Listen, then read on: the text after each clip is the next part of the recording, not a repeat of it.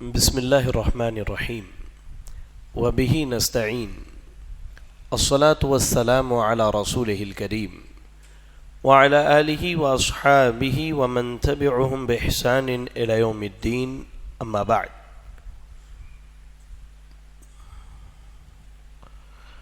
اعوذ باللہ من الشیطان الرجیم. بسم اللہ الرحمن الرحیم.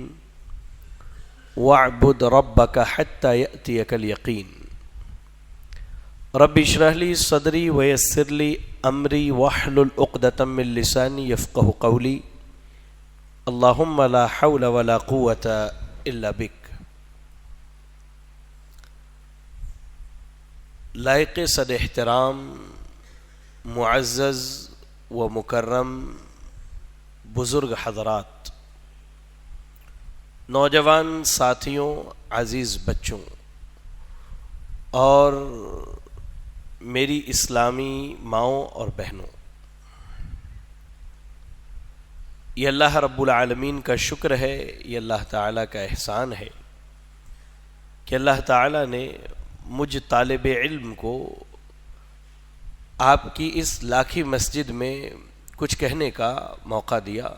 اس کے لیے میں اللہ کے بعد آپ کی جمعیت اور جمعیت کے ذمہ داران کا شکر گزار ہوں. بعدہ درود و سلام ہو اللہ کے تمام نبیوں اور رسولوں پر، خصوصیت کے ساتھ ہم سب کے امام، امام اعظم، امام کائنات، امام الانبیاء جناب محمد الرسول اللہ صلی اللہ علیہ وسلم پر.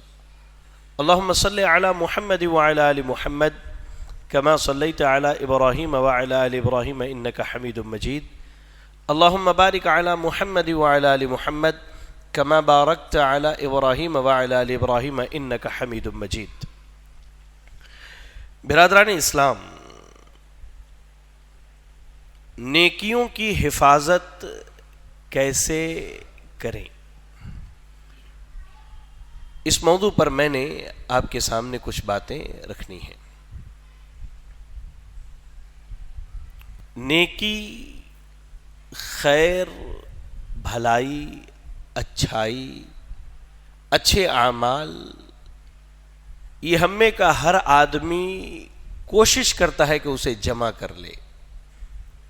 ابھی دیکھیے، ہم سب نے عشاء کی نماز ادا کی، یہ کیا ہے؟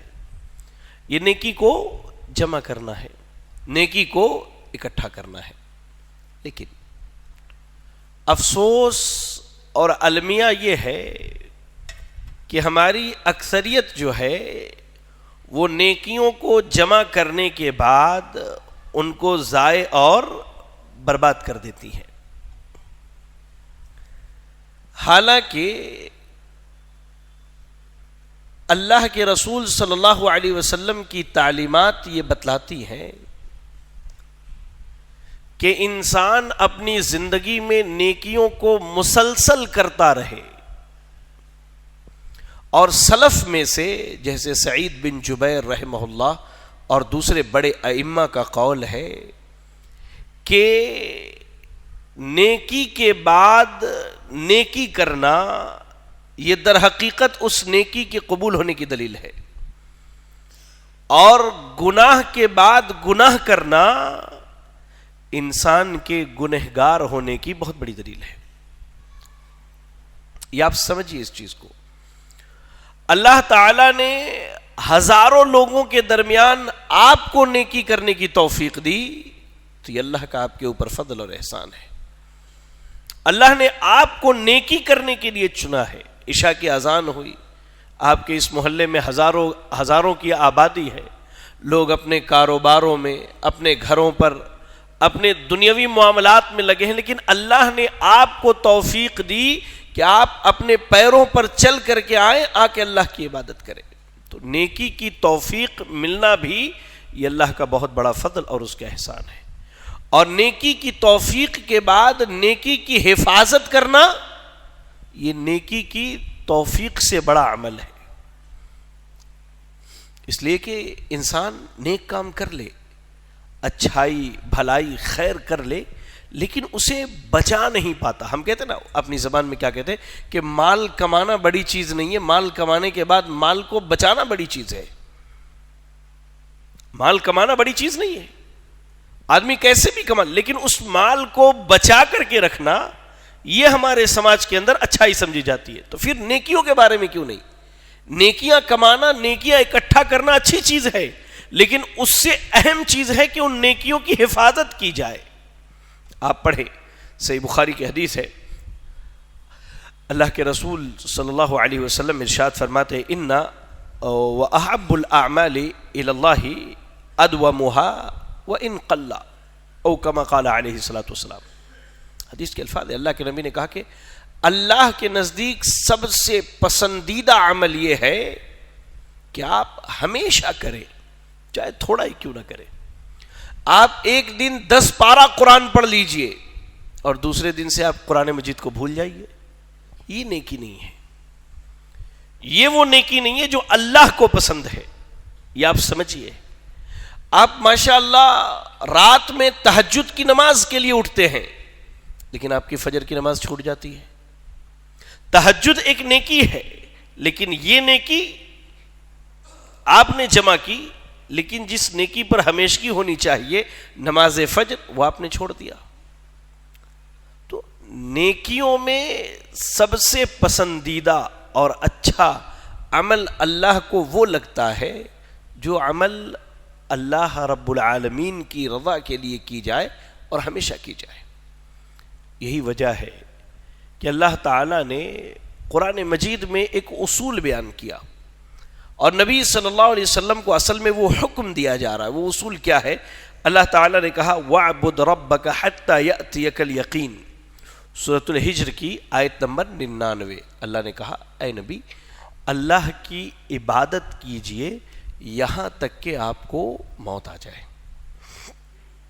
انسان بالغ ہونے کے بعد اس پر جو اسلامی احکامات نافذ کیے جاتے ہیں، نماز اس کے اوپر فرض ہو گئی، رمضان کے روزے فرض ہو گئے، اس کے اوپر زکوٰۃ فرض ہوا اگر مال ہے تو، بیت اللہ کا حج فرض ہو گیا اگر طاقت ہے تو، ایسے ہی اس کے لیے علم سیکھنا فرض ہو گیا بالغ ہونے کے بعد. اب یہ سلسلہ کب تک چلے گا؟ حتی یأتیک الیقین، یہاں تک کہ موت آ جائے. موت سے پہلے چھٹکارا نہیں ہے کسی کو بھی، چاہے وہ مرد ہو یا ہماری عورتیں ہوں. جب تک آپ کے جسم میں جان ہے اور آپ کے حواس اپنی جگہ پر موجود ہے، آپ کی عقل ضائع نہیں ہوئی، آپ دیوانے اور پاگل نہیں ہوئے، تو یقین جانیے شرعی احکامات آپ کو انجام دینے ہیں. یہ عمل اللہ کو پسند ہے، یہ عمل اللہ کو پسند ہے جو ہمیشہ کیا جائے. ایک دن جوش میں جذبے میں آئے، ہم نے خوب نیکیاں کر دی اور اس کے بعد خلاص ختم معاملہ، نہیں، یہ نیکی اللہ کو پسند نہیں ہے. نیکیوں کی حفاظت یہ ہر انسان کی زندگی کا سب سے اہم مسئلہ ہونا چاہیے. کیونکہ آپ یقین جانیں، آج کے خطبہ جمعہ میں نے یہ بات بتلائی، انسان جب قبر میں ڈالا جائے گا تو ایمان والا اور بے ایمان، کافر مشرک، دونوں کے معاملات بڑے الگ ہوں گے. ایمان والے کے سامنے قبر میں سوال و جواب کے بعد ایک خوبصورت نوجوان آئے گا، خوبصورت. اب اس کی خوبصورتی کی مثال میں نہیں دے سکتا، سمجھ لیجئے کہ خوبصورت. آپ نے دنیا میں جو خوبصورتی دیکھی ہوگی ان میں سب سے اعلیٰ درجے کی خوبصورتی، ویسا نوجوان آ کر کے آپ کے سامنے کھڑا ہو جائے گا آپ کی قبر میں اور کہے گا تمہارے لیے خوشخبری ہے، تمہارے لیے وہ تمام نعمتوں کی مبارک بادی ہے جن کا تم سے وعدہ کیا گیا ہے. تو آدمی مرنے والا اس سے سوال کرے گا بھائی تم کون ہو، میری قبر میں آئے کہاں سے اور کس چیز کی خوشخبری دے رہے ہو؟ کہے گا انا عملک صالح، میں تیری نیکیاں ہوں. ان نیکیوں کو اللہ تعالیٰ ایک خوبصورت نوجوان بنا کر کے آپ کی قبر میں پیش کرے گا. لیکن کب؟ جب ان نیکیوں کی حفاظت ہوگی. تب وہ نیکیاں برباد ہو جائے، ضائع ہو جائیں تو کہاں سے ہمارے قبر میں آئیں گی؟ ان نیکیوں کے ذریعہ قبر میں اجالا کہاں سے ہوگا، روشنی کہاں سے آئے گی، اللہ کی رحمتوں کا نزول کیسے ہوگا اگر نیکیاں برباد ہو گئی تو؟ یہ تو ایمان والے کا مسئلہ ہے. جو آدمی مشرک ہے، کافر ہے، بے ایمان ہے، بدبخت ہے، اس کے سامنے ایک بڑے بھیانک شکل میں ایک نوجوان آئے گا. آدمی دیکھ کے اس کو ڈر جائے گا، کہے گا کہ تمہیں اللہ کے اس عذاب کی خوشخبری ہے، وہ آدمی پریشان ہو جائے گا، کہے گا تم ہو کون اور مجھے عذاب کی خوشخبری دے رہے ہو کیوں؟ تب وہ بری شکل والا نوجوان کہے گا میں تمہارا برا عمل ہوں، یا اللہ میں تمہارا برا عمل ہوں جو تم نے دنیا میں کیا ہے۔ اب سوچئے ان نیکیوں کی حفاظت کی کتنی ضرورت ہے۔ تیار ہو جائیے، اپنے آپ کو تیار کر لیجئے، اور میں اپنی خواتین سے بھی کہتا ہوں کہ اپنے آپ کو آپ تیار کر لیں کہ جب تک سانسیں چل رہی ہیں تب تک نیکیاں کرنی ہے اور ان نیکیوں کی حفاظت کرنی ہے۔ اچھا، یہ نیکیاں برباد کیسے ہوتی ہیں؟ جی آپ میں سے کوئی مجھے بتائیں، یہ نیکیاں کیسے برباد ہو جاتی؟ کیا اس میں کوئی کیڑا وغیرہ لگ جائے اور وہ کھا کر کے ختم کر دیتا ہے نیکیوں کو؟ جی آپ میں سے کوئی بتائیں۔ بھائی یہ میری عادت ہے، میں ایسے ہی پوچھتا ہوں۔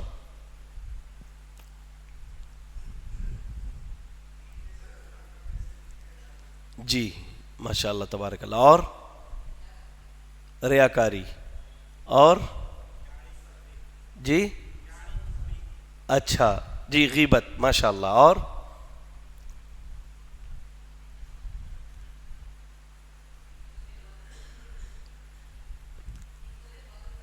اچھا ماشاء اللہ تبارک اللہ، اور جی مل صاحب نیکیاں کیسے برباد ہو جاتی ہیں؟ چلے بہرحال اللہ آپ سب کو خوش رکھے، ایمان اور صحت کی زندگی عطا فرمائے، آمین۔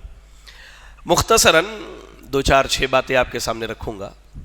سب سے پہلی چیز جو بنیاد ہے جس کی وجہ سے نیکیاں برباد ہو جائے، یہاں تک کہ اگر وہ کام کوئی نبی بھی کر لے تو اللہ تعالیٰ اس نبی کی بھی نیکی کو برباد کر دے، شرک۔ کیا ہے؟ شرک۔ یہ آپ سمجھ لیجئے، یہ دنیا کا وہ بدترین گناہ ہے کہ جس کے کرنے کی وجہ سے اللہ نے نبیوں کو بھی کہا کہ اے نبیوں کی جماعت، آپ نے بھی اگر شرک کر لیا تو آپ کے نیکیوں کو اللہ تعالیٰ برباد کر دے گا۔ یہ آپ سمجھ لیجئے میرے بھائی، شرک کیا ہے؟ یہ انسان کی نیکیوں کو برباد کرنے کے لیے کافی ہے۔ ابھی عابد بھائی نے میرج بیورو کے تعلق سے ایک بات کہی، وہ بات مجھے بہت پسند آئی کہ اگر ہم اہل توحید اپنے رشتوں کو مضبوط نہیں کریں گے تو پھر ہماری بچیاں غیروں کے ہاں جائے گی۔ جس بچی کی پوری تربیت آپ نے توحید پر کی ہے، جانے کے بعد اسی بچی سے وہ سارے کام کروائے جائیں گے جو شرک کے کام ہے۔ یہ بتائیے، آپ جنت میں چلے جائیں گے، آپ کے سامنے آپ کی بیٹی کو گھسیٹ کے جہنم میں ڈال دیا جائے گا، آپ برداشت کریں گے؟ جی ہے کوئی جو برداشت کر لے گا یہ چیز؟ کہے بھائی برداشت کریں گے؟ سوچئے اس چیز کے بارے میں۔ بہرحال شرک جو ہے ایک اتنا بھیانک جرم ہے کہ انسان جتنی بھی نیکیاں کر لے جائے، جتنی پوری زندگی سجدے میں پڑا رہے، پوری زندگی اللہ کے لیے سجدے میں پڑا رہ جائے، شرک جو ہے انسان کی نیکیوں کو برباد کر دیتی ہے۔ آپ ہر سال حج کو جائیے، اپنے 100 کروڑ کے زکوٰۃ روزانہ نکالیے، آپ سال میں نہیں روزانہ آپ نکالیے، صدقہ کیجئے، خیرات کیجئے، مال رمضان کے روزے رکھیے اور پورے سال روزے رکھ لیجئے، نمازیں 5 وقت پڑھیے، لیکن عمل میں شرک ہے، اللہ کی قسم کہتا ہوں، اللہ کی قسم، اللہ تعالی اس میں سے ایک عمل کو قبول نہیں کرے گا، پورے اعمال برباد ہو جائیں گے۔ پڑھیے قرآن مجید کی تلاوت کیجئے میرے بھائی۔ اللہ رب العالمین نے سورۃ الزمر کی آیت نمبر 65، آیت نمبر 65 میں اللہ نے کہا وَلَقَدْ أُوحِيَ إِلَيْكَ وَإِلَى الَّذِينَ مِن قَبْلِكَ لَئِنْ أَشْرَكْتَ لَيَحْبَطَنَّ عَمَلُكَ وَلَتَكُونَنَّ مِنَ الْخَاسِرِينَ۔ ذرا غور کریں، اللہ یہ کس کو کہہ رہا ہے؟ اللہ کہہ رہا ہے اے نبی صلی اللہ علیہ وسلم، ہم نے آپ کی طرف یہ حکم بھیجا ہے۔ اللہ نے آسمان سے نبی صلی اللہ علیہ وسلم کو حکم دیا، کہا اے نبی یہ آپ کے لیے اور آپ سے پہلے نبیوں کے لیے حکم ہے، لئن اشرکتا، یہ واحد کا صیغہ ہے، اللہ نبی صلی اللہ علیہ وسلم کو کہہ رہا، عام آدمی کی بات نہیں ہو رہی، کس کی بات ہو رہی ہے؟ نبی صلی اللہ علیہ وسلم۔ لئن اشرکتا، اے نبی آپ نے اگر شرک کیا، لیحبطن عملک، تو آپ کے عمل برباد ہو جائیں گے، اللہ کسی عمل کو قبول نہیں کرے گا۔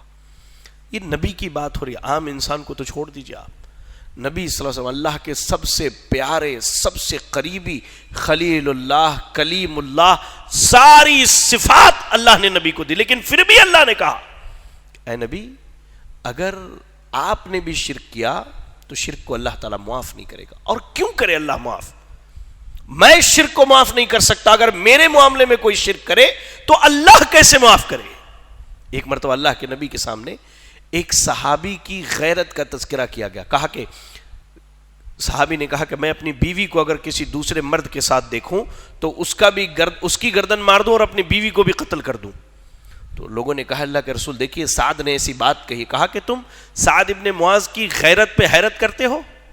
محمد رسول اللہ ان سے زیادہ غیرت مند ہے اور اللہ سب سے زیادہ غیرت مند ہے، اللہ کو غیرت آتی ہے۔ ارے بھائی دو بھائی مل کے ایک کاروبار چلا سکتے ہیں، دو بھائی مل کے ایک کاروبار چلا سکتے ہیں، دو بھائی مل کر کے ایک گاڑی خرید کے رکھ سکتے ہیں، دو بھائی ایک گھر میں رہ سکتے ہیں، لیکن دو بھائی ایک عورت کو رکھ کر کے اس کے ساتھ زندگی نہیں گزار سکتے۔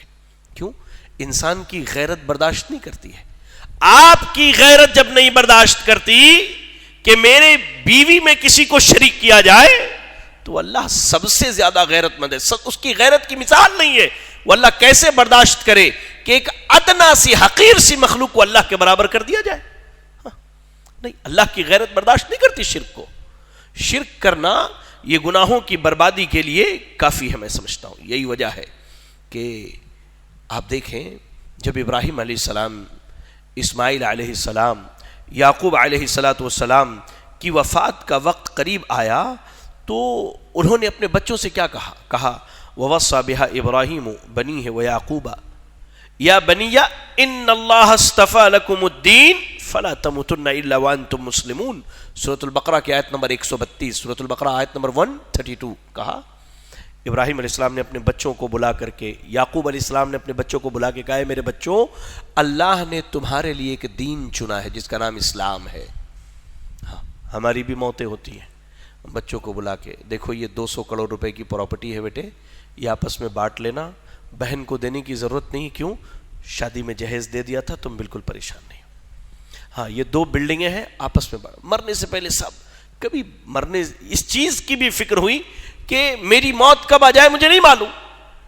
اللہ کے نبی صلی اللہ علیہ وسلم کہتے ہیں، صحیح حدیث کے الفاظ عبداللہ ابن عمر رضی اللہ تعالیٰ عنہ حدیث کے راوی ہے، کہا کہ تم میں سے ہر آدمی کی وصیت اس کے پاس ہونی چاہیے۔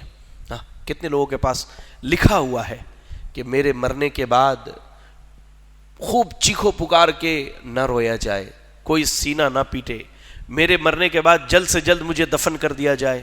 جی کس نے لکھ کے رکھا ہے کہ میرے مرنے کے بعد میرے بچے ایک اللہ کی عبادت کریں، اللہ کے نبی کی سنتوں پر عمل کریں؟ جی میرے بھائی عبداللہ ابن عمر رضی اللہ تعالیٰ عنہ کہتے جب میں نے حدیث سنی کہ 3 راتیں نہیں گزرنی چاہیے تمہاری وصیت تمہارے پاس ہو، گھر پہنچ کر کے سب سے پہلے وصیت لکھ کے اپنے پاس رکھ لیجیے اپنے پاس، کم سے کم آپ کے بچے آپ کے بعد جو گناہ کریں گے ہو سکے اللہ تعالیٰ اس وصیت کی بنیاد پر آپ کو معاف کر دے، آپ کے بچوں کے گناہ کے لیے آپ کو نہ پکڑے اللہ تعالیٰ۔ لکھ کے رکھ لیجیے کہ میرے بعد کوئی کام ایسا نہ کرنا جو شرک کا، کفر کا، بدعات کے کہہ لیجیے کہ بدعات کو پھیلانے کا ذریعہ بنے۔ نہیں، ابراہیم علیہ السلام، یعقوب علیہ السلام اپنی اولادوں کو بلا کے کہتے ان اللہ اصطفیٰ لکم الدین، اللہ نے ایک دین چنا ہے، فلا تموتن الا وانتم مسلمون، مرنا تو موحد ہو کے مرنا، توحید پر مرنا، مشرک ہو کے نہ مرنا۔ پہلی چیز شرک کیا ہے؟ نیکیوں کو برباد کر دیتی ہے۔ دوسری اہم چیز ریاکاری، دکھاوا۔ جی آدمی یہ جو ریاکاری ہے میں کہوں تو اس کا تعلق اصل میں دل سے ہے۔ یہاں ایک نقطہ ہے جو میں بتانا چاہتا ہوں، ہم میں سے کسی کو اللہ نے یہ اتھارٹی نہیں دی ہے، کسی کو اللہ نے یہ ذمہ داری نہیں دی کہ ہم کسی کے بارے میں بات کریں، چاہے عورتیں ہوں یا ہمارے مرد ہوں، کہ فلاں ریاکاری کرتا ہے۔ نہیں، کوئی نماز لمبی پڑھے، کوئی نماز چھوٹی پڑھے، کوئی خوب صدقہ خیرات کرے، آپ نے کسی پر یہ حکم نہیں لگانا ہے کہ یہ ریاکاری کرتا ہے۔ بات سمجھ رہے میں کیا سمجھانا چاہتا ہوں؟ آج ہمارے یہاں بیماری عام ہے، ارے اس کو جانے دو، اس کا عمل تو ایسا ہے وہ بڑا ریاکار ہے. نہیں, آپ کو اللہ نے نہیں پیدا کیا. ریاکاری کا تعلق انسان کے دل سے, اور آپ کون ہوتے ہیں کسی کے دل میں جھانک کے دیکھنے والے؟ کیونکہ ریاکاری کے اپوزٹ میں جو لفظ استعمال کیا جائے تو اس کے الٹے میں جو ضد میں لفظ استعمال ہوتا ہے وہ اخلاص ہے. اخلاص, للہیت, عمل اللہ کے لیے کیا جائے. اور کہا اللہ کے نبی صلی اللہ علیہ وسلم نے انما الاعمال بالنیات وانما لکل امرئ ما نوى, صحیح بخاری کی پہلی حدیث ہے. کہا کہ انسان کے عملوں کا دار و مدار اس کی نیت پر ہے. جی, جیسی نیت ویسی برکت. یہ دل, اللہ ان دلوں کو دیکھتا ہے, ان میں کیا چل رہا ہے. ہم نماز کے لیے آئے, نماز پڑھیے, اپنے گھر جائیے, کسی کے بارے میں فتویٰ مت دیجیے, فیصلہ مت کیجیے کہ فلاں بڑا ریاکار ہے, فلاں دکھاوا کرنے والا فلاں. نہیں, یاد رکھیں ریاکاری جو ہے یہ انسان کے اعمال کو برباد کر دیتی ہے. اللہ کے رسول صلی اللہ علیہ وسلم ارشاد فرماتے, صحیح مسلم کی حدیث ہے, حدیث قدسی ہے, کہا اللہ رب العالمین نے فرمایا انا اغنى الشرکاء عن الشرک من عمل عملا اشرک فیہ معی غیری ترکتہ وشرکہ. اللہ تعالیٰ بے نیاز ہے, اللہ کو کسی کی ضرورت نہیں میرے بھائی. اللہ الصمد, ہم پڑھتے ہیں نا, اللہ بے نیاز ہے, اللہ کو کسی کی ضرورت نہیں ہے. پوری دنیا والے اگر مومن ہو جائے تو بھی اللہ کے شان میں کچھ بڑھنے والا نہیں, اور ساری دنیا مل کے کفر کر لے تو بھی اللہ کے شان میں کسی چیز کی کمی آنے والی نہیں ہے. کہا اللہ نے کہ میں بے نیاز ہوں, کس سے؟ مشرک سے اور اس کے شرک سے. جب بندہ کوئی عمل کرے اور اس میں اللہ کے ساتھ کسی کو شریک کر لیتا ہے, عمل اللہ کے لیے ہونی چاہیے. آپ اللہ کے لیے عمل کریں, اللہ اسے قبول کرتا ہے. لیکن جیسے ہی عمل میں یہ آ جائے, اللہ بھی خوش, محلہ بھی خوش. لیکن یہ معاملہ دل کا ہے, دلوں کو اللہ تعالیٰ جانتا ہے, دلوں کا حال اللہ تعالیٰ جانتا ہے. ہمارے دل میں کیا چل رہا ہے یہ اللہ جانتا ہے. اگر ہمارے دل میں یہ بات آ گئی کہ لوگ ہمیں نمازی کہیں, لوگ حاجی کہیں, یار حاجی کا ٹیگ نہ لگایا کرو اللہ کے واسطے, وہ بھی ریاکاری ہے. میں کھل کے کہتا ہوں, حج پہ جانا ہے, عمرے پہ جانا, اس سے پہلے خاندان والوں کو بلا کے دعوت کر رہے ہیں, خاندان والوں کو بلا کے دعوت کر رہے ہیں, پھول کے مالے پہنائے جاتے ہیں, حاجی صاحب حج کو جانے والے. نہیں, کیا ضرورت ہے بھائی؟ محمد الرسول اللہ صلی اللہ علیہ وسلم نے جب حج کیا لاکھوں لوگ آپ کے ساتھ گئے. کوئی بتا دے مجھے کسی ایک صحابی نے حج کرنے جانے سے پہلے لوگوں کی دعوت کی ہو؟ ہاں بھائی, رشتہ دار ہیں, ملنا چاہتے ہیں, سکون سے آئے, مل کے چلے جائیں. حج سے واپسی کے بعد بھی آ کر کے ملے اس سے. لیکن اس کے لیے دعوت کرنا, سماج والوں کو بنانا اور نیم پلیٹ پر الحاج فلا فلا لکھ لینا, یہ ریاکاری ہے. معذرت کے ساتھ بھائی, میں حق بولنے کا عادی ہوں, زیادہ سے زیادہ کیا کریں گے, آئندہ بار مجھے نہیں بلائیں گے. لیکن اللہ کی زمین بہت کشادہ, میں کہیں بھی کام کر سکتا ہوں اللہ کے دین کا. لیکن اللہ کے واسطے یہ حاجی کا ٹیگ نہ لگایا کرے. اس سے میں آپ کو ذاتی ایک چیز بتاتا ہوں, بڑے بڑے علماء اپنے آپ کو طالب علم کیوں کہتے ہیں؟ کیوں کہتے تھے بھائی, کیوں کہتے تھے؟ آپ کو معلوم ہے, اگر آپ کو یہ احساس ہو جائے کہ میں اس فیلڈ کا بہت ماہر ہو چکا ہوں تو آپ کے دل میں تکبر اور گھمنڈ پیدا ہو جائے گا. پھر آپ کے اندر ریاکاری بھی پیدا ہو جائے گی. ہاں, میں اتنا اونچا ہوں, اتنا بڑا ہوں, لوگوں کو میری قدر ہونی چاہیے, یہ ہونا چاہیے, وہ ہونا چاہیے. نہیں, اللہ کے واسطے. اللہ کے رسول کہتے ہیں کہ اللہ نے فرمایا اللہ تعالیٰ اس بندے کو بھی چھوڑ دیتا ہے جو شرک کرتا ہے, اور اس کے شرک کو بھی اللہ چھوڑ دیتا ہے. اللہ پکڑے گا کہاں؟ قیامت کے دن, جب ہم اللہ کے سامنے پہنچیں گے نا, ریاکاری کر کے, دکھاوا کر کے, عمل کر کے. تو جس کے لیے ہم نے کیا ہے کہ بھائی محلے کے لوگ ہمیں نمازی کہے, حاجی کہیں, بڑا صدقہ و خیرات کرنے والا کہیں, اللہ تعالیٰ قیامت کے دن دونوں کو سامنے کر دے گا. کہے گا بھائی حاجی صاحب, آپ خوش تھے کہ محلے کے لوگ آپ کو حاجی صاحب کہیں, جائیے محلے والوں سے اپنے حج کا بدلہ لے لیجئے. ارے وہ خود پریشان ہوگا, وہ خود اپنا سوچے گا کہ یار میں کہاں جنت جانے والا ہوں کہ جہنم, وہ آپ کو آپ کے عمل کا کیا بدلہ دے گا. تو یاد رکھیں. دوسری چیز, ریاکاری جو ہے یہ انسان کے اعمال کو برباد کر دیتی ہے, اور ریاکاری جو ہے یہ کیا ہے؟ شرک اصغر ہے, چھوٹا شرک ہے, لیکن یہ بڑھتے بڑھتے بڑھتے بڑھتے کیا ہے, انسان کو بڑے شرک تک پہنچا دیتا ہے. اللہ ہمیں اور آپ کو ریاکاری سے محفوظ رکھے, آمین. تیسری اہم بات, نیکیاں برباد ہو جاتی ہے تنہائی کے گناہ سے. تنہائی کے گناہ سمجھتے ہیں ہم محلے میں, سماج میں, سب کے سامنے جو ہے بڑے نیک اور شریف آدمی ہیں, لیکن جیسے ہی اکیلے ہوتے ہیں پھر وہ شرافت, وہ کہہ لیجئے کہ شرافت جو ہے ہماری ختم ہو جاتی ہے. ہم برائی میں، بے حیائی میں ملوث ہو جاتے ہیں۔ میں خاص کر کے نوجوانوں کو کہوں گا، آج انٹرنیٹ کی وبا، انٹرنیٹ کی بیماری اتنی عام ہوئی ہے کہ آپ اگر کچھ اچھا بھی کرنے جائیں تو اس ایک اچھے کے ساتھ 9 برائیاں تو آپ کے پیچھے چل کے آتی ہیں، اس ایک اچھے کے ساتھ 9 برائیاں آتی ہیں، یہ آپ سمجھ لیجئے میرے بھائی۔ تو تنہائی کے جو گناہ ہے، اکیلے تنہائی میں جو گناہ کی جاتی ہے، یہ گناہ کیا ہے؟ انسان کی نیکیوں کو برباد کر دیتی۔ پہلے اس کی ایک مثال دیتا ہوں آپ کو، حدیث سنیے۔ ثوبان رضی اللہ تعالیٰ عنہ حدیث کے راوی ہیں، سنن ابن ماجہ کی روایت ہے، علامہ البانی رحمہ اللہ نے اس کی سند کو حسن قرار دیا ہے۔ کہا اللہ کے نبی صلی اللہ علیہ وسلم نے، کس نے کہا؟ اللہ کے نبی صلی اللہ علیہ وسلم نے، آپ نے کہا کہ میری امت میں کچھ لوگ ایسے ہوں گے جو تہامہ پہاڑ کے برابر نیکیاں لے کر کے آئیں گے۔ یمن میں ایک پہاڑ ہے جسے تہامہ کہا جاتا ہے، یمن کے قریب ایک پہاڑ ہے جسے تہامہ کہتے ہیں، بہت بڑا پہاڑ ہے۔ پہاڑ کے برابر نیکیاں، کیسی نیکیاں ہوں گی؟ چمچماتی ہوئی، بالکل خوبصورت، بہترین۔ آدمی ان نیکیوں کو دیکھے تو فلیٹ ہو جائے، خوشی کے مارے فلیٹ ہو جائے کہ بھائی اتنی نیکیاں تو لے کر کے آیا ہوں، اللہ تعالیٰ کی ذات سے امید ہے کہ اللہ معاف کر دے گا انشاءاللہ۔ اتنی نیکیاں پہاڑ کے برابر، بالکل چمچماتی ہوئی نیکیاں لے کر کے انسان آئے گا، لیکن کہتے اللہ کے نبی صلی اللہ علیہ وسلم کہ اللہ تعالیٰ اس کی ایک نیکی کو بھی قبول نہیں کرے گا۔ یا اللہ، ذرا غور کر کے دیکھیں میرے بھائی، ہم پوری زندگی عمل کر کے جائیں اللہ کے سامنے، اور میری بہنیں بھی ذرا غور کریں کہ پوری زندگی آپ عمل کر کے پہنچے، اور جب اللہ کے سامنے پہنچے تو اللہ تعالیٰ کہہ دے ختم، آپ کے نامہ اعمال میں کچھ بھی نہیں ہے، آپ کی کوئی نیکی اللہ قبول کرنے والا نہیں ہے۔ یا اللہ، کیا ہوگا اس وقت؟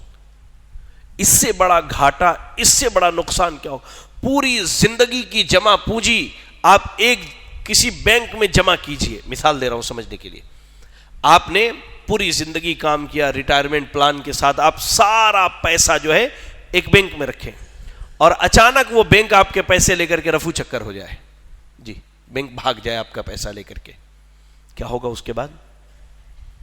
ہاتھ پیر آدمی کے چھوٹ جاتے، آدمی بستر پہ پڑ جاتا ہے، اب تو کچھ رہا ہی نہیں۔ اس پیسے سے زیادہ اہم آپ کی نیکیاں ہیں میرے بھائی، اگر یہ برباد ہو گئی تو آپ کی آخرت برباد ہو جائے گی، وہ جنت جس کے آپ قریب ہوں گے وہ جنت آپ کے ہاتھ سے نکل کے چلی جائے گی۔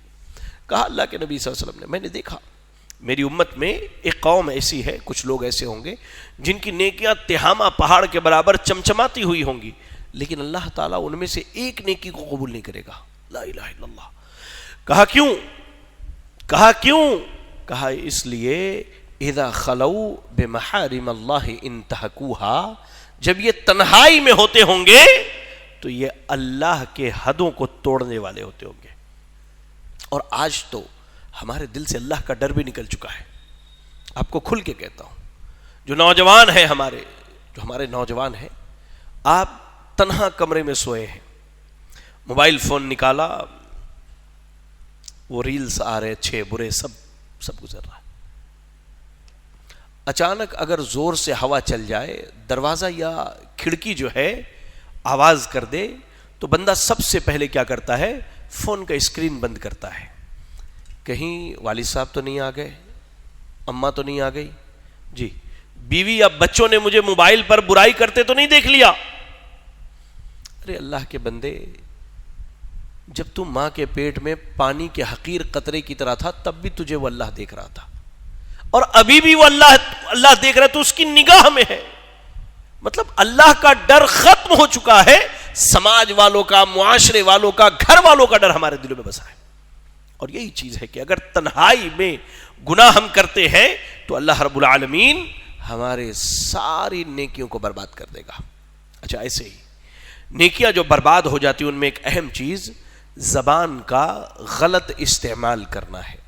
جی یہ بڑا اہم مسئلہ ہے، زبان کا غلط استعمال۔ زبان اللہ کی بہت بڑی نعمت ہے، آپ ان سے پوچھئے جو بول نہیں سکتے ہیں، ان کے دل کا درد پوچھئے، ان کی تکلیف آپ پوچھئے کہ ان کے سامنے ایک آدمی بول کے اپنی باتوں کو سمجھاتا ہے، اور وہیں بندہ اللہ اکبر بول نہیں پاتا، اپنی باتوں کو سمجھانے کے لیے الگ الگ قسم کے اشارے کر کے ہمیں سمجھاتا ہے. آپ ان سے پوچھیں، اللہ نے زبان دی، لیکن زبان کا غلط استعمال جو ہے اللہ اکبر ہماری تمام نیکیوں کو برباد کر دیتا ہے. کیسے؟ ایک دن اللہ کے رسول صلی اللہ علیہ وسلم نے معاذ ابن جبل رضی اللہ تعالیٰ عنہ کو بہت ساری نیکیوں کے بارے میں بتلایا، اور اس کے بعد کہا اے معاذ کیا میں تمہیں ان تمام باتوں کا جس چیز پر دار و مدار ہے وہ نہ بتا دوں؟ یعنی یہ تمام باتیں یا تو قبول ہوں گی، نیکیاں یا تو قبول ہوں گی یا برباد ہو جائیں گی. تو میں یہ نہ بتاؤں کہ کس چیز کی وجہ سے یہ نیکیاں قبول ہوں گی یا برباد ہو جائیں گی؟ اللہ کے نبی نے بہت ساری نیکیوں کا تذکرہ کیا، کہا کہ ایک چیز ایسی ہے کہ جس کی بنیاد پر یا تو یہ نیکیاں قبول ہوتی ہیں یا برباد ہو جاتی ہے. کہا معاذ ابن جبل رضی اللہ تعالی عنہ نے اللہ کے رسول صلی اللہ علیہ وسلم ضرور بتائیں. اللہ کے نبی نے ایسے اپنی زبان کو پکڑا اور اس کے بعد کہا اے معاذ اس زبان کو قابو میں رکھنا. اس زبان کو کیا ہے؟ قابو میں رکھنا. ہماری زبانیں قابو میں نہیں رہتی. دو آدمی ہے تو تیسرے کی بات ہوتی ہے، جی تیسرے کی بات. دو عورتیں بیٹھ گئیں، تیسری عورت کی بات شروع ہو گئی. کئی کو بھائی کیوں، کیا ضرورت ہے؟ اپنی زبانوں کو آپ قابو میں رکھیے. آپ یقین جانیں ہمارے یہاں خاندان میں، ہمارے رشتہ داری میں ایک خاتون ہے، وہ لوگ پورا گھرانہ ان کا پکا اعلیٰ قسم کا مشرک گھرانہ تھا. ہمارے رشتے میں نانا اور نانی ہے، حج کے لیے گئے تو ہمارے جو نانا ہے بیچارے ان پڑھ، پڑھے لکھے نہیں تھے اتنے، دینی اعتبار دنیاوی اعتبار سے بڑے ہائی کوالیفائڈ ہے. تو جبل نور جہاں پر غار ہرا ہے وہی کا نزول ہوا تھا، ادھر ہاتھ اٹھا کے دعا کر رہے تھے ایسے جبل نور کی طرف. کہتے ہیں کہ ایک کالا آدمی پیٹھ کے اوپر ایک بستہ لیے ہوا تھا جس میں کچڑا بھرے ہوا تھا. اس نے مجھے پکڑا میرے گردن سے اور کعبے کی طرف مجھے گھما دیا، قبلے کی طرف، اور کہا کہ دعا ادھر کرنے کا ہے، ادھر نہیں. کہتے پہلی مرتبہ مجھے احساس ہوا کہ اہل حدیث صحیح کہتے ہیں. وہ تو الحمدللہ وہاں اہل حدیث ہو گئے. ہماری نانی، میں عورتوں کو خاص کر کے کہتا ہوں واللہ میں نے اپنی آنکھوں سے دیکھا ہے، جب وہ حج سے واپس آئیں اللہ کی قسم پوری زندگی میں نے ان کے کبھی نہیں دیکھا کہ کوئی دو عورت بیٹھی اور جا کر کے وہ بیٹھ جائے. کہتی تھی بہت مشکل سے میں نے حج کیا ہے بیٹا، بہت محنت سے پیسے جمع کر کے میں نے حج کیا ہے، میں نہیں چاہتی کہ کسی کی غیبت کی وجہ سے میری نیکیاں برباد ہو جائیں. لا الہ الا اللہ. آپ سمجھ لیجئے. کہا اس کے بعد اللہ کے نبی صلی اللہ علیہ وسلم سے معاذ ابن جبل رضی اللہ تعالیٰ عنہ نے اے اللہ کے رسول کیا زبان کی وجہ سے ہماری پکڑ ہوگی؟ یعنی یہ تو چھوٹی سی چیز ہے، زبان ہے پھسل جاتی ہے، کسی کے بارے میں کچھ بھی کہہ دیتے، کچھ بھی کر لیتے. تو کہا اللہ کے نبی نے زبان کو قابو میں رکھو. کہا معاذ ابن جبل رضی اللہ تعالیٰ عنہ نے زبان کی وجہ سے بھی پکڑ ہوگی؟ تو کہا اللہ کے نبی صلی اللہ علیہ وسلم نے اے معاذ تمہیں نہیں معلوم کہ لوگ اپنی زبان کی بڑبڑاہٹ کی وجہ سے، یعنی الٹی سیدھی باتیں کرنے کی وجہ سے، غیر شرعی ناجائز اور ایسی باتیں جو اللہ کو پسند نہیں ہے، غیبت، چگلی اور دوسروں کے پیٹھ پیچھے بات کرنے کی وجہ سے، کہا کہ لوگ جو ہے اوندھے منہ، اللہ اکبر، اوندھے منہ اپنے ناک اور منہ کے بل گھسیٹ کے جہنم میں ڈالے جائیں گے. یعنی نیکیاں برباد ہو جائیں گی تبھی تو بندہ جہنم میں جائے گا. اس لیے زبان کو قابو میں رکھیں. زبان کی وجہ سے جو ہے نیکیاں اکثر کیا ہے برباد ہو جایا کرتی ہیں. ایسے ہی نیکیوں کو برباد کرنے والے اعمال میں ایک چیز ہے حقوق العباد، بندوں کا حق. اللہ کا حق یہ ہے کہ اللہ کی عبادت کی جائے، اس کی عبادت میں کسی کو شریک نہ کیا جائے، اور بندوں کا حق یہ ہے کہ ناحق بلا کسی جرم کے کسی پر ظلم و زیادتی نہ کی جائے، کسی کو مارا پیٹا نہ جائے، کسی کو گالی نہ دی جائے، کسی کو برا بھلا نہ کہا جائے، کسی کی غیبت نہ کی جائے، کسی کی چگلی نہ کی جائے، کسی کی زمین نہ ہڑپ لیں، کسی کو دھوکہ دے کر کے اس کا مال نہ ہڑپیں. یہ ساری چیزیں یعنی بندوں سے جن کا تعلق ہے ان سے بچا جائے. دو باتیں اس پر. ایک تو صحیح حدیث ہے، صحیح مسلم کی حدیث ہے، اللہ کے نبی صلی اللہ علیہ وسلم نے کہا، صحابہ سے پوچھا میری امت میں مفلس اور فقیر آدمی کون ہے؟ تو صحابہ نے کہا وہی جس کے پاس مال دولت نہیں. کہا کہ نہیں، قیامت کے دن میری امت میں فقیر اور محتاج کون ہوگا؟ ایک آدمی بہت ساری نیکیاں لے کر کے آئے گا، نیکیوں کو دیکھ کے خوش ہوگا بندہ، خلاص آج معاملہ ختم، میں جنت جانے والا ہوں. ابھی اس کے بارے میں فیصلہ ہوگا کہ پیچھے ایک لمبی لائن لگ جائے گی، اور سارے لوگ ایک آواز کہیں گے اللہ اس نے مجھے گالی دی، اس کو ہم بہت آسان سمجھتے ہیں، یہ آپ پہلے سمجھیں، یہ بہت آسان ہے، کسی کے بارے میں کچھ بھی بول دینا، کسی پر ظلم کر دینا، کسی کا مال کھا جانا بہت آسان ہے آج ہمارے سماج میں۔ سارے لوگ لائن لگا کے کہیں گے اللہ اس نے مجھے گالی دی، مارا، ظلم کیا، زیادتی کی، مال ہڑپ لیا۔ وہ قرآن کی آیت ہے نا، یوم یفر المرء من اخی و امہ و ابی و صاحبتہ بنی، آدمی باپ کو، ماں کو، بھائی کو، بیوی کو دیکھ کر کے بھاگے گا۔ کیوں بھاگے گا؟ وہ اس لیے بھاگے گا کہ دنیا میں اس نے ان کے حق ادا نہیں کیے، اب یہ اپنا حق مانگنے کے لیے قیامت کے دن اس کو تلاشیں گے، آدمی دیکھ کے بھاگے گا۔ لمبی لائن ہوگی، نیکیاں بانٹ دی جائیں گی، لیکن لوگ ابھی کھڑے ہوں گے تو ان کے گناہ ہمارے اوپر لاد دیے جائیں گے، اور اسی حقوق العباد کی ادائیگی نہ کرنے کی وجہ سے اللہ تعالیٰ گھسیٹ کے جہنم میں ڈال دے گا، نیکیاں برباد ہو جائیں گے۔ ایک آخری بات، نیکیاں جو برباد ہوتی ہیں ان میں آخری بات یہ ہے میرے بھائی کہ نیکیوں کی قبولیت کے سلسلے میں ڈرنا چاہیے۔ ہاں، عمل کر لیا، بہت عمل کیا ہم نے، سب قبول ہو جاتا نہیں۔ نیکی کرنے کے بعد آپ اللہ سے ڈریے، کیا پتہ اللہ تعالیٰ میرے عمل کو میرے منہ پر مار دے قیامت کے دن، اور اس نیکی کے قبول ہونے کی دعا کیجیے۔ آپ اس نیکی کے قبول ہونے کی دعا کیجیے۔ آپ پڑھیں نا، قرآن پڑھیے، اللہ رب العالمین نے قرآن مجید کے اندر ابراہیم علیہ السلام اور اسماعیل علیہ السلام کا واقعہ سورۃ البقرہ کی آخری پہلے پارے کے آخری آیتوں میں بیان کیا، آیت نمبر 127 میں اللہ رب العالمین نے کہا اذ یرفع ابراہیم القواعد من البیت واسماعیل ربنا تقبل منا انک انت السمیع العلیم۔ خانہ کعبہ بنا رہے، اللہ کے گھر کی تعمیر کر رہے، اللہ کے گھر کی تعمیر کر رہے، لیکن کیا کہہ رہے ہیں؟ ربنا تقبل منا، اللہ یہ ہماری کوشش ہے چھوٹی سی، اللہ تو اس کو قبول کر لے۔ اب دیکھیے اللہ نے ان کی اس نیکی کو قبول کیا اس دعا کی بنیاد پر اپنے فضل سے، اور ایسا قبول کیا کہ بیت اللہ آج بھی ہے، دنیا کے کونے کونے سے لوگ آ کر کے اسی بیت اللہ کا طواف کرتے ہیں۔ جتنے لوگ طواف کریں گے اس کا ایک اجر ابراہیم اور اسماعیل علیہ السلام کو بھی جائے گا۔ یہ آپ سوچ کے دیکھیں کہ نیکی اگر قبول ہو گئی تو کیا مقام ہے اس کا، لیکن وہی نیکی اگر برباد ہو جائے، اللہ قبول نہ کرے، پوری زندگی کی محنت برباد ہو جائے گی۔ اس لیے میرے بھائیو، نیکی کریں تو نیکی کرنے کے بعد اللہ سے خوب دعا کریں کہ اللہ اس نیکی کو قبول فرما لے۔ انہی چند باتوں کے ساتھ اپنی بات ختم کرتا ہوں، اللہ سے دعا کرتا ہوں کہ اللہ تعالی ہمیں اور آپ کو نیک عمل کرنے کی توفیق عطا فرمائے، اللہ تعالی ہماری اور آپ کی نیکیوں کو قبول فرما لے۔ الہ العالمین ہم میں جو پریشان حال ہیں اللہ تو ان کی پریشانیوں کو دور فرما دے، اللہ جو بیمار ہیں انہیں شفائے کاملہ عاجلہ عطا فرما دے، اللہ جو مقروض ہیں انہیں قرض کی ادائیگی کی توفیق عطا فرما دے۔